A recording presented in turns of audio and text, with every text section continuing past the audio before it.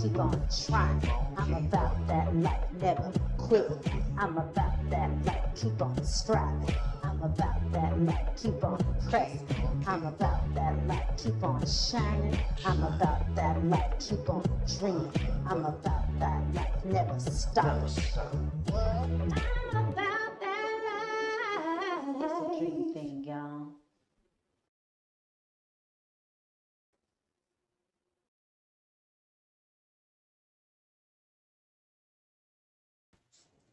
Actress, writer, producer, director, dream chaser. Just a few things to describe today's guest. Today on About That Life, Carla Mansour. Carla! Hello. Hey, thanks for being on the show today. Thank you for having me. I am excited for our conversation today. Yes, me too. I want everyone to know how I know Carla. We met, I believe it was in 2021. We were at this princess photo shoot. Yes, which is so random. It was very random. But I love that time. That was such a fun time doing that. So yeah. Yeah, it was a fun time, but like you said, it was a weird photo shoot because it was during quarantine, Yeah. technically. This was in January, I believe, and the Mhm. world was trying to get back to some form of normalcy, but we were still wearing masks and everything. Yeah. And I don't know how many princesses, it was like maybe 20 something of us. It was a lot of people. I think they had every single princess possible there. It was yeah, it was a Yeah, large shoot. It was yeah. fun though. No, Yeah. yeah, it was. It was fun because I just sort of was becoming acquainted with the company. I'd never done anything with them, and they just randomly wanted me for their, I guess, their roster of Yeah. characters on their website or whatever. So I was like, okay, hi, I don't know who You're anyone like, I don't is. know anyone. I don't know anything, but I'm here. Not a thing. I like, okay, and here I am in this big old dress, and let's pose together like we're friends. You're like, let's do it. But no, you were just so charming, and I was like, oh, I just adore her, and then to be able to keep in contact with you and see all the amazing things that you've been able to achieve, out here in this industry, which is very hard to do. I want to list some of the credits that you have, sort of accumulated over the years. First of all, she not only is she an actress, she's a producer, she's a director, she's a writer, and she owns her own production company, Tylene Productions. That I mean, just having your own production company that deserves a pat on the back for real. You've seen her if you watched Paramount Plus's hit show Special Ops Lioness. She's been on that. She's on one of my favorite shows recently on Hulu, Reasonable Doubt. So proud of her for that. She was on Netflix's FAUDA. She's also in A Court of Thorns and Roses, and it has been seen by 19 million people. I think we've actually surpassed the 20 million now. I think we've hit Get that it. mark. Come We've on. hit that mark. That is, like I said, I mean, that's just a few of your credits. I could go on, but that's amazing. Congrats on that. Thank Seriously. you so much. Oh, That was something you produced with your company, right? I did. Yes. That's Thank you. awesome. What is the television program or film that drew you into acting? Um, Goodness. Definitely film. And then we transitioned into television. But Lord of the Rings, when I was very, Mhm. very young, I'm the youngest from my brother and my sister.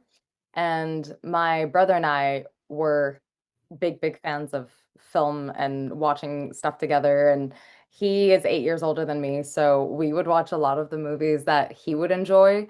So Lord of the Rings kind of just opened up the world for me for just fantasy and imagination and bringing something, realizing a book in that way. And Harry Potter, we watch my whole family, in theaters, all of them, and movies like that that really made me go. And Spider-Man, the first Spider-Man with Tobey Maguire, like that, Tomb Raider, that kind of genre of movies really made me fall in love with film and wanting to do that for the rest of my life. And that was at the ripe age of 3. So I was very, very young. Probably I shouldn't have started watching it at that time, but alas, it served a purpose. I mean, we've all seen stuff that we probably shouldn't have seen when we did. When we were younger. I was so Yes. obsessed with Buffy the Vampire Slayer Oh, wow, yeah. in like a unhealthy way, but yeah, that was also like Sarah Michelle Gellar had my heart at the time.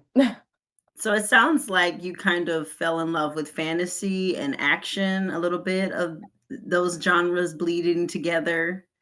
Without a doubt. And like to this day, I am heavily gravitating towards that kind of, those genres and that style I of love like, that you mentioned Buffy the Vampire Slayer because one of my best friends loved Buffy growing up. oh my God, Yeah. when like Christmas, mind you, I was way too young, like I don't know, 5, 6, like very, very young age. And they were like, what do you want for Christmas? And I'm like, I want Buffy the Vampire Slayer action figures. And that wasn't even a thing at the time, but I like I really wanted to like exist in that world.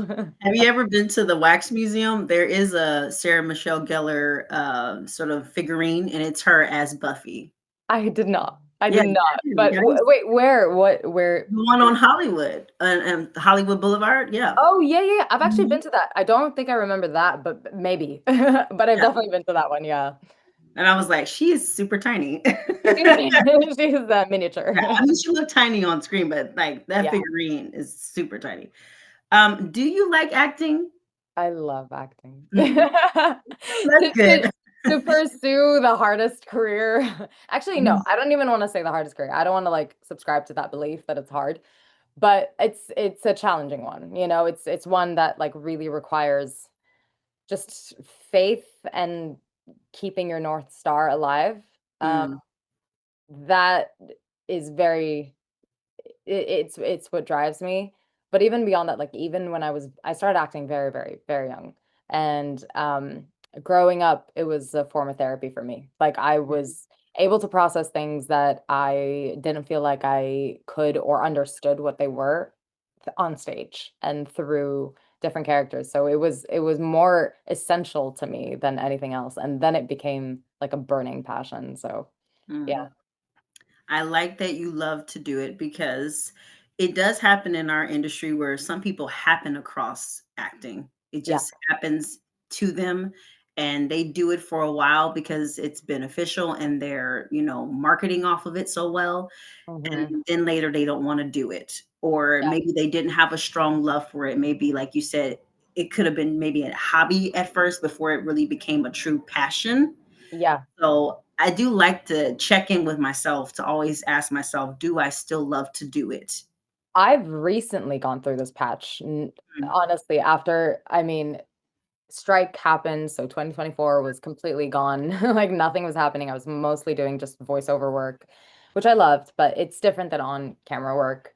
And then, large dry spells happen, and then that's when you really go like, is this is this even for me at this time? Like I don't even know if I you know, should continue, should I not? But when I was thinking of like, okay, well, let's imagine life alternatively without that, the sense of grief that just overtook my heart it was large enough to be like, oh, I can't give that up. That is not something that I think this is like in my DNA and I want to do that.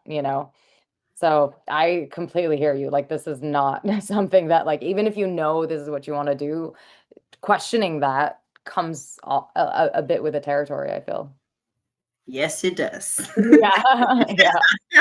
Yes. The Yearly. sustainability, like my God, like you still got Yes, bills to pay and stuff. Like, yes. It yeah. comes yearly when you're about to get your headshots. Yeah, yeah, yeah. Yup. Yes, it does. Okay. So what production did you learn the most from? Um, Linus, Special Ops Linus was definitely one that I learned so much from in every capacity. I think because it was also the longest period of time where I was like, it wasn't me doing the production, it was like this is a series and it's ongoing and there's like 500 people attached and like working on it, and you're just like a little piece in such a big machine. But I learned so much from that because it was an extended period of time. Living in something and then interacting and seeing how everything is and how, people behave and things like that. It really teaches you what to do, what not to do, and then just you learn yourself and where you're at and how do you handle that and how do you cope with that, and what are the technical aspects of this industry that you must know, like the business side of things, like contracts, and like how does that affect things on the day, like what you need to negotiate, what you don't, and what that comes with, you know, when you're actually filming. And um yeah, there's so much. And like the again, business side of things of like, what do I need to set up to financially like handle this in the best way? You know what I mean? Like all of these things I've learned from just talking to different actors who are way more seasoned than me and have been on way more sets than me. And so they are much more familiar with like what to look out for, what to not look out for, how to, the questions to ask, things like that. So that was definitely like a essential for me moving forward into this industry. And I feel like you also have to have the mindset to be open to learn things while you're on set. Definitely. I think the most destructive mindset that I've witnessed and also just know is like when you go in being like, I'm hot shit. I know you know what I mean? Like when you walk in, you're like, don't tell me what to do, that kind of thing. It really just closes off every opportunity for growth, every opportunity for connection, every opportunity for you to even just like level with yourself. Like I've had many times where I'm like, I don't think I'm as good as I think I am, and then having to move forward from that and being like, okay, so what can we do to get where I want to when you're put next to giants?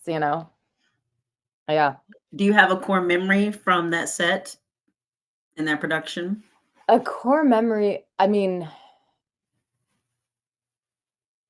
I feel like all of it was core memory because it was all so new. I've never been flown to different locations, and put up in a hotel, like the whole thing. It was all like, because it was the first time I've had that, it all felt very core memory to me. And like the days on set, how they felt, and like just the joy of, even though there's so much downtime, but like just observing like, oh my God, I'm doing it. And this is like that feeling is a core memory to me, you know?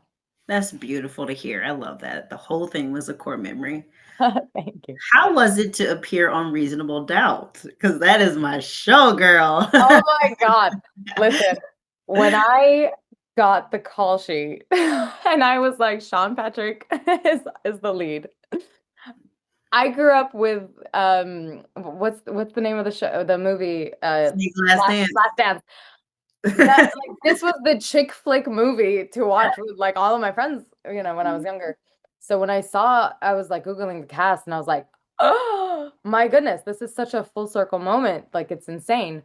So the whole day was so beautiful. It was great. We did like a million takes because we were doing their coverage first before we got to, our coverage. At the time I got like really great praise from the director beforehand, saying like, I hand selected you, da da da da. It was like a great conversation. So I was like, okay, I feel good, I feel good, I feel good. Then there was like a couple hours of just downtime because they were moving on to a different unit. And they came back to us and it was like sunset. So they were like, hurry, like, oh my, everybody, it was 300 people on set.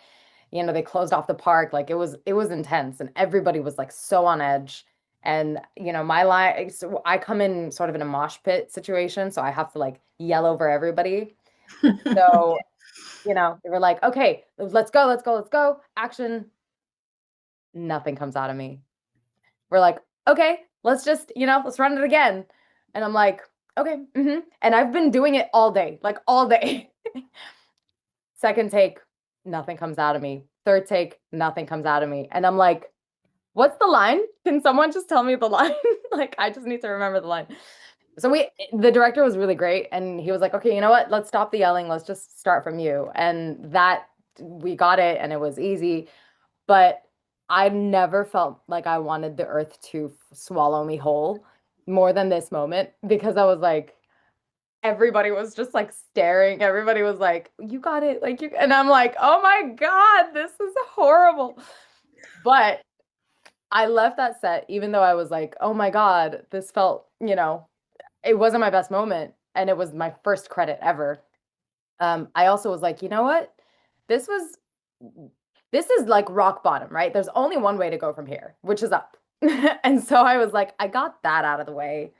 So now I can actually, like, now that I know what it feels like to be the center of attention in front of 300 people, with the pressure on of like, you have to get it perfect and you have to get it immediately because the sun is setting and they have other shots to take and da da da da. I walked into Lioness, which is the recurring guest star that I, got right after this one. I walked into the set, even though it was twice as many people. I was so confident and I felt like, okay, I'm familiar with this feeling, so let's play. And I'm glad I had that experience to be like, got that out of the way, one way to move from here, which is up, so let's go up. So that was my experience with Reasonable Doubt. But everybody on set was so sweet. We spent the whole day just chatting, and like Sean was telling us about our kids, and other actors were like, yeah, it was so human, which was beautiful. Yes. I love how you walked away with that with a great mindset because you have to crawl before you can walk. Yeah, and that was such a humbling experience for me. Man, I'm not kidding. I wanted to like just be just into the earth. Like I was so embarrassed. It was so embarrassing. But Those day player positions are a lot of pressure, I've heard, yeah, it is. But honestly, like I'm grateful that I had this experience because it checked me very quickly. Like it Mhm. checked me, like, don't go in with that like overinflated ego of like, I got this is fine. Like really just do the work and know what the nature is and what you're walking into, so that you know what kind of person you have to be in order to match that and like to sustain that. So that It's was also it's why also very hard when people, like, pump you up, like, when the director's like, "I handpicked you," and you're like, "Oh, pressure on," you know? That see, that okay, that's what honestly added to the, like, anxiety, because going from that to, he's like, we were saying goodbye, we all wrapped, and so he was, like, going around, like, great work," and then came to me and he's like, and then walked, like, that moment was like, oh my God. Like, the difference was so clocked that I was like, yeah, that wasn't my best moment. But it happens. I mean, it literally happens in everywhere. Like you know. Whatever Yeah. take they used, I felt you were great in. Oh my God. But and that's what I was very grateful. Thank you. I appreciate that. Yeah. The takes that they did, we I attribute that to the director, because he really was like, okay, let's play around with that. Like, he was very graceful. He didn't like make me feel any type of way. He was very like, okay, well, let's just take it from here and then let's do it a couple times and we're good. Mhm. So he made it feel like better and safe. I was just in my head because it was my first network credit ever. So it was Yeah, like, of course. yeah, it was like, "Oh my God, you want it to be absolutely perfect," and then it, like, bombed, and then you're like, "Ah, not what I thought." You look very confident. I remember seeing you posting about the I'm gonna be on the show, and I was looking through it because I already watched the show religiously, and then I saw I was like, It was such a fun moment, like, watching that, and I was like, "Oh my," and the show was so brilliant. Like, it was, to yeah. be honestly in something like that, which is another thing that I, um feel very grateful for and very conscious of, just in general in my career, of like the projects that I want to be a part of, and like what story they're telling and what they stand for, because essentially that, like, you're an extension of that. So that I was excited about, this project, because I was like, I love the story. Like, I would genuinely watch that anyway. Mhm. So Hey, are you liking this episode? You are? Oh, thank you. Well, you know what you could do? You could hit that like button for me. And you know what else you could do? You can hit the share button. And you know what else? you could even hit that subscribe button. Yes, you could absolutely hit that subscribe button and help a girl out. That would be absolutely helpful. Thank you so much. Now back to the episode. What kind of projects do you want to create? I really love the sci-fi, fantasy, action, thriller type of genres. So anything in that realm is something that I will always look forward to and want to bring to life. Even though I'm also a sucker for like rom-coms and stuff, but I just in terms of where my imagination kind of really takes off is in that world. So, um, like right now, I'm developing a show with my creative partner Camden, who's also my creative partner with Insuline Productions, and my co-star. We are developing a show that is very much within that realm. So that things like that, I brings brings me so much fulfillment. So I would love to just create more of that. All right, stuff is stewing and brewing. Okay, Stuff is exciting. brewing and brewing. I can't like you never want to speak too much or too, Of course. beforehand before anything is like officially signed and things like that. But in terms of like what the work is getting done, you know? So that's we'll see wherever happens with that is what happens. But you put in the work. What is the origin story of your production company now that you've talked about it just a little bit? Yeah, so initially, actually, I just wanted real footage. Like I wanted to piece together, different clips to put in my reel, and I wanted something that was tailored to the kind of roles I want to play. So, and I had done that before my very first reel to get my team and everything. I kind of like wrote a couple scripts, shot them, put them all together, and then, did that. But then I wanted something a bit more specific to like certain characters I wanted to play and stuff. So I was already a huge, huge fan of A Court of Thorns and Roses. And I was like, you know what? What if I just wrote something that's like loosely based off of it, not directly from it, but I'll get the essence of the character. And so I was like, okay, did that, got, everybody on board, and I wanted Camden to, he looks like he fits in that world. And we put it out, and then people immediately started like, "Hey, this looks very like is this in the book? I don't remember this." And they immediately clocked the connection. And so I was like, "You know what? Why don't I just start like bringing scenes to life from this series and not loosely based off it, like actually just bring it to life." And then we started doing that, and then over and over it kind of like grew exponentially in fandom and in recognition. And I was like, you know what, I just want to do that. And because we were doing it so consistently, I was like, I need to just put it under one house, one Mm. production house, and I'm hiring the people, so they're on my roster, and I'm getting the same people over and over. And so I'm like, okay, well, why don't let's like make this official, and let's grow the team more and more. And once a month, one or two episodes would be out. So we were like nonstop. And it was like a couple years of just doing that, which was incredibly like what a blessing and what just life transformative process and experience.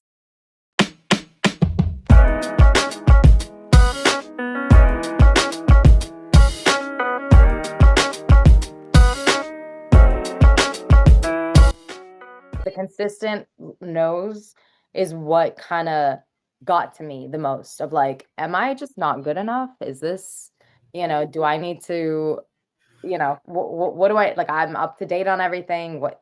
What's going on? And then for me also what was hardest is like I get a lot of avails. So which is great. That's a really, really great sign. Like for shows, for commercials, like so many avails. But then it's always the other person, And so I'm like, what? Oh, that which is fine. Whatever is like is serving the story the most and what's serving the team the most. But then it makes me think like, what is it that's not getting me to the other end, the final stage of like, let's book it?